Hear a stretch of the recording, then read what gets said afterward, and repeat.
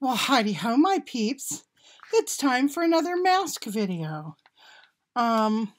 This week I am using the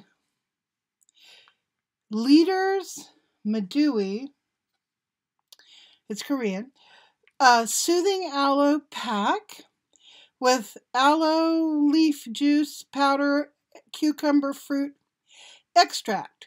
It's for soothing care, irritation relief, and intensive moisturizing. Now that sounds pretty darn wonderful. It's another one of these where the the titles of the paragraphs are in English, but the paragraphs themselves are in Korean.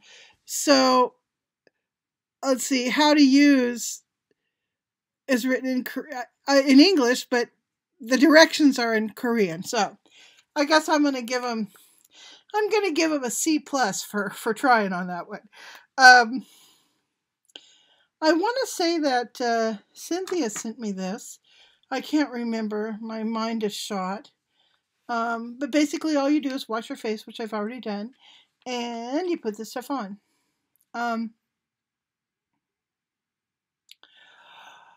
I want to talk today. Oh, you leave it on 10 minutes, I'm guessing. I don't know, but that's how long I'm going to leave it on.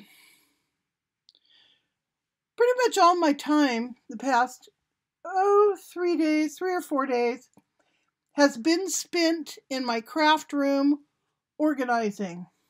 And those of you who follow my channel have been watching me do this for days. Every time I put a few things away, I make an update video. I know you guys can't even tell that anything's been put away, but I'm so thrilled by it that I have to share every little thing. Like a little kid wanting mom to come look at his poo before he flushes it down the toilet. I want to show you guys all of my progress. And there is beauty in order. I think that's one reason why I like to create it so much. Creating order in my life is, it's like doing a craft project. I get the same kind of thrill from taking a messy table with 47 different things on it and putting each of those 47 things in the place where they actually belong. And that's key. Everything you own has to have a place where it belongs, or if you can't make a place, you need to get rid of it. Which is what's stressing me out these days, because my house is so tiny. There are things I want to own and use that I literally don't have the floor space for. So that's got me stressed. But anyway, so with every day that passes and every little plastic box that gets organized with like items, I feel lighter, more beautiful somehow. Somehow I really take this whole organizing thing personally. I feel more,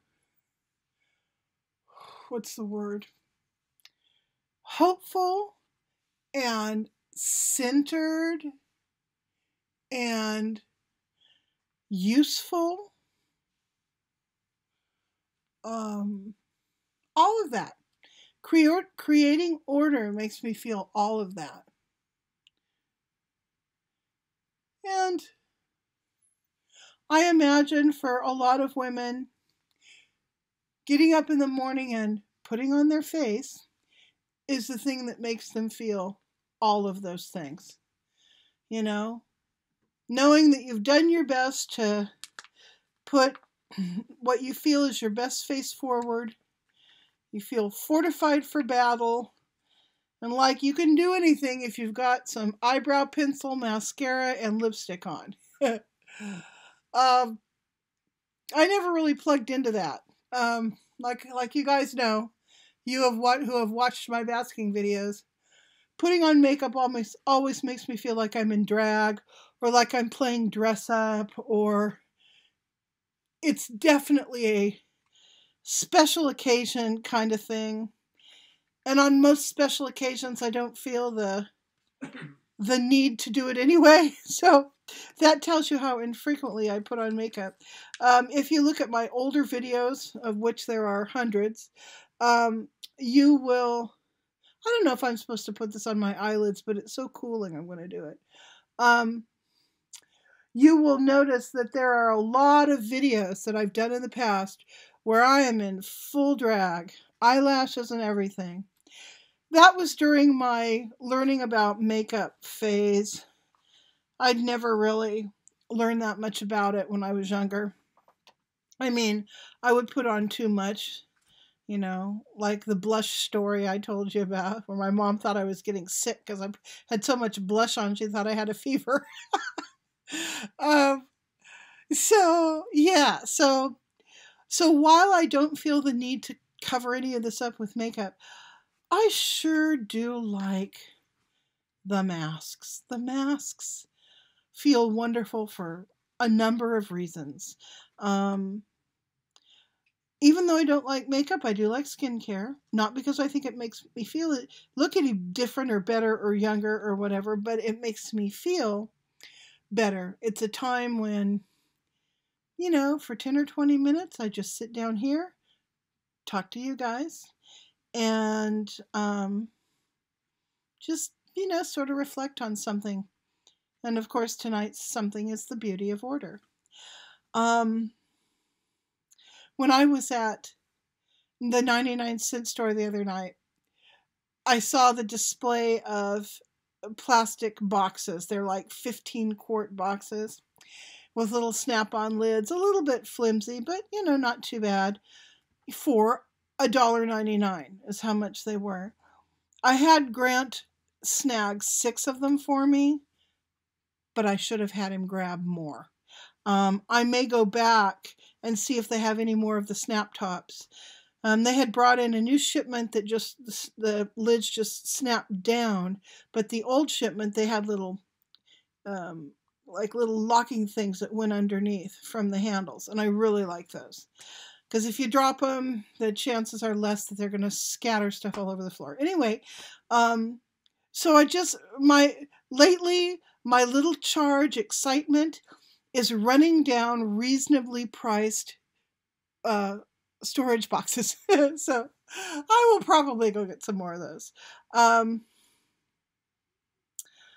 What else do I want to tell you about while this is drying? Well, one of the nice things about organizing, especially when you are as far behind as I am in organizing, a rather major space in my world, is that you discover stuff that you either never even knew you had because it was acquired from some other place, shoved in a corner, you never really looked in the box, or you rediscover things that you loved for some reason, you brought home and then forgot about. So I've been having both of those experiences the past few days. One thing I did, if you saw my last video, I collected all of my broken costume jewelry. Now, this stuff has been acquired all over. Some of it was my mother's. Much of it was given to me by my son, who will often pick up a bag of that stuff if he's at a yard sale. My friend Tom gave me a big old couple bags of it. I've acquired it here and there, in the past. And I'd had it stashed in little bags and boxes in different places. So I'm bringing all of that together. Everything that's broken or is missing a mate, like a single earring or whatever, that's all going into a big half-gallon glass container. And then I've been pulling out anything that was complete, like not broken. I've found strands of pearls, some pretty little necklaces and things from the 60s or the 50s even. I found a lot of those plastic beads from the 1960s. Okay, those of you who are old enough to remember this, and I'm even a little bit young because this was more what my friends' oldest sisters were wearing. Back in the 60s, early to mid 60s.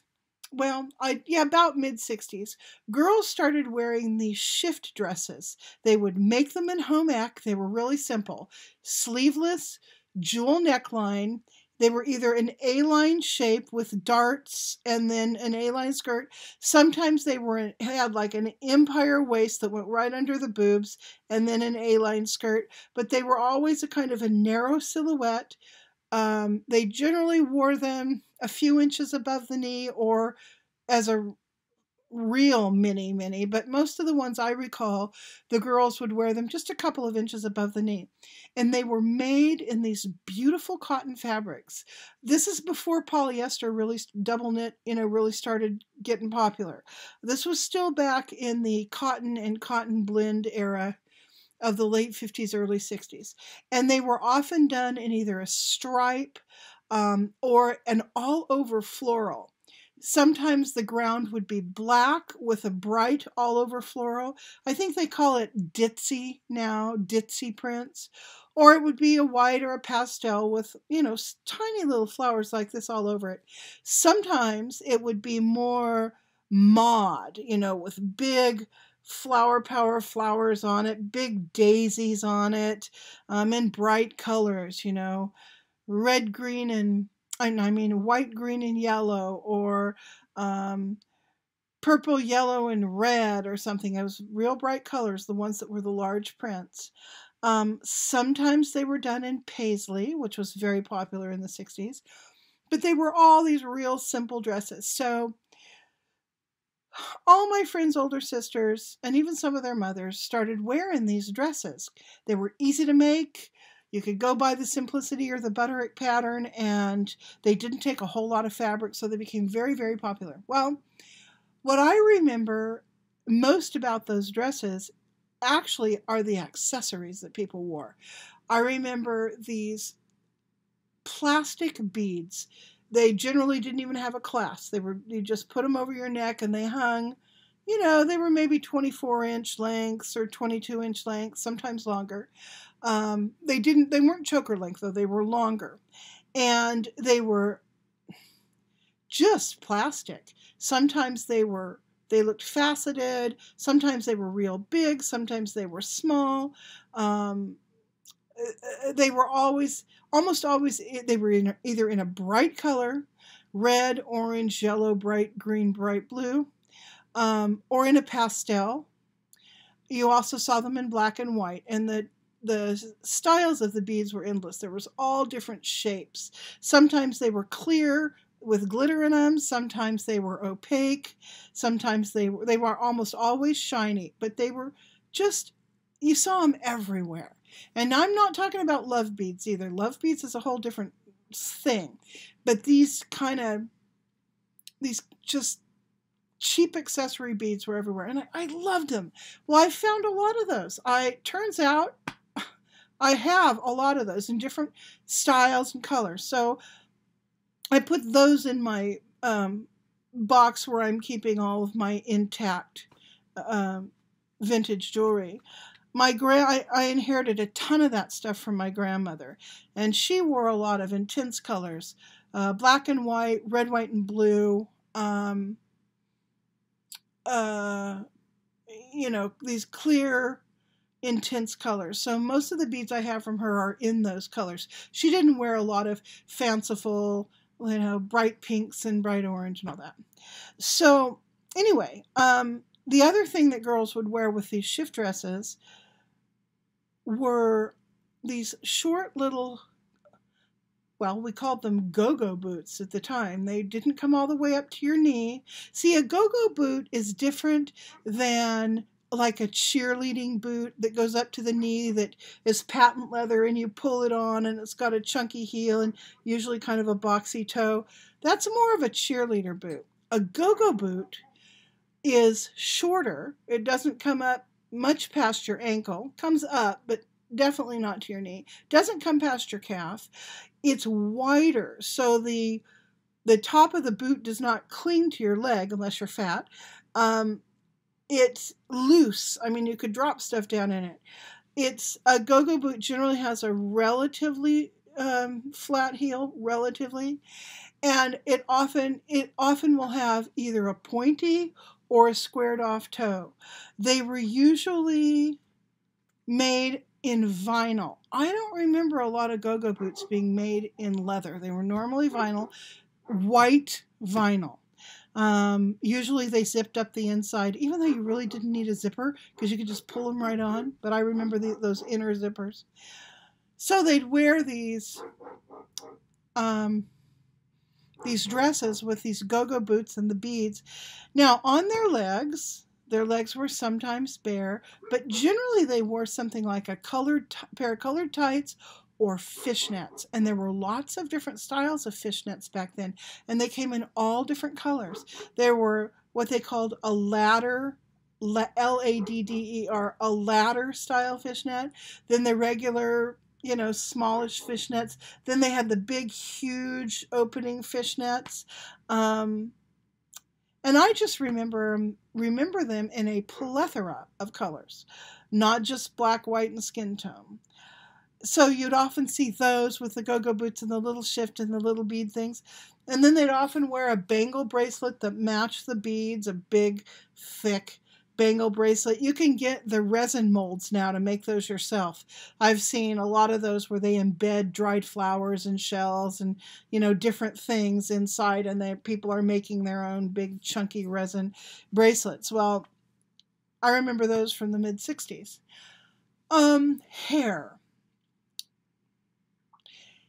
Hair. I remember hair, really two styles were popular. One was kind of like people wear it now, parted down the middle, straight, sometimes with a hairband, that was popular, sometimes with barrettes, that was popular. Older girls didn't wear the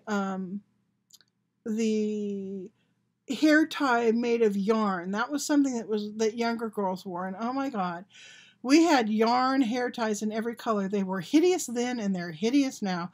I didn't even like them, and I thought they were cheap back then. I mean, what did I know? But I still didn't like them. So I didn't wear them. My sister did, though. Anyhow, so they would wear either a hair band, often like a thin metal band, or a thick plastic band with their hair just long and straight. The other thing I recall is when all the girls started cutting their hair and making these poofy hairdos. So they'd get these short hairdos, but they were long enough on top that they could curl them and kind of tease them, and they had like a bouffant thing. Sometimes their hair was pulled back to this point with a hairband or a ribbon here, and then it was only this back part that they would bouffant up. And, the hair was short. I mean, it was short hair. I remember those kind of sort of modified beehive little bubble hairdos. Everybody's older sister was getting those bubble hairdos. I thought they made everybody look kind of cheap and tacky. Myself, I did not like them. I would never have done that to my hair. I was more along the part down the middle, really, really long and straight school of hair back then. So anyhow, then there was always the ubiquitous blue eyeshadow. That's the only color I can recall from when I was a teenager was blue eyeshadow. A little bit of mascara, the kind that was in the little slide thing, was red. I think Avon made it, or maybe Maybelline. You'd slide it open, you'd spit in it, and then you'd do this with a little tiny brush, and then you'd do your eyes. And all it took was a raindrop or one tear, and you would have that stuff running down your face, completely waterproof. I remember that stuff. And that's what they did. They would spit into this little thing. And I never saw anybody use tap water. They just, I don't know, spit. Funny. And then frosty white or pink lipstick. That was really, really popular. I don't remember foundation, and I don't remember blush. But I do remember the frosty lipstick, the spit mascara, and the blue eyeshadow. Sometimes white eyeshadow was in there too. Sometimes you would see girls with eyeliner. I'm talking about, high school girls now. But not often. You just didn't see the eyeliner very much. You saw that on older women, but you didn't see it on, high school girls as much. Although there were plenty of high school girls that used it. But generally speaking, you didn't see a lot of it. So, as I am going through this old jewelry and looking at the different eras, it reminds me of something. And that's what those plastic beads reminded me of. It was all my friends' older sisters and how elegant they looked in their bright, cheap plastic stuff. It was lovely. I guess that was probably their answer to fast fashion. I don't know. So, I am now nice and dry to a tackiness. I am going to go wash all this stuff off and come back and we will talk about how it feels. But before I leave, let's talk about how it smells. I think it's time for a sniffy sniffy. It's clean and fresh. I mean, it smells like how you want to smell on a date when you're hoping you're going to get lucky. Just wonderful. It's you can really smell the cucumber. Of course, aloe doesn't have much of a smell. And it has a little bit of a perfuminess to it. Very, very nice. Love it. It doesn't remind me of anything necessarily, but it is a great scent. So, I shall return. And we're back. We're back with our wet t-shirt from having cleaned it off. When I take off a mask, I don't splash my face with water.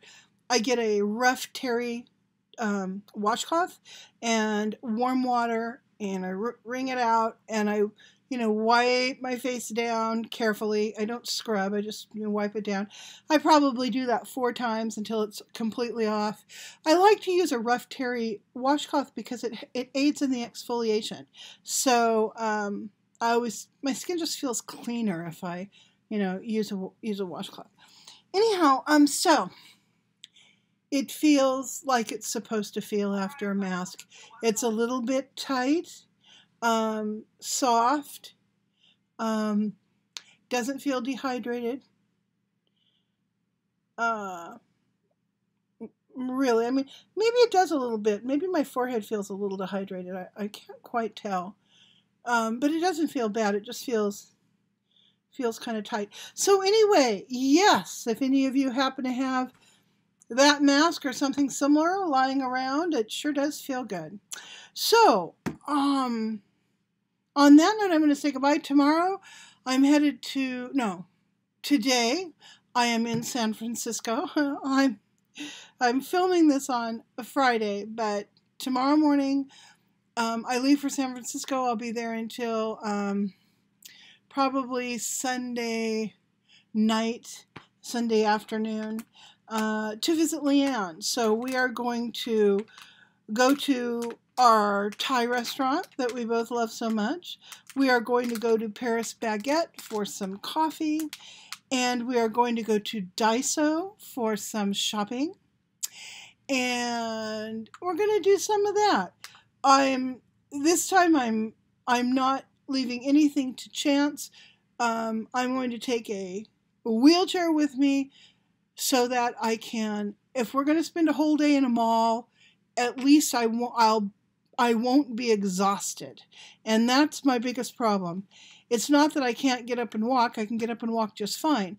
It's how far I can walk. That's the problem. So I figured for little things like going into Daiso, and that's not exactly little, it's a big store, but for something like that, walk in, walk around the Daiso for 45 minutes or however long we're in there, then limp back to the car and drive to the next place. That I can handle on my feet.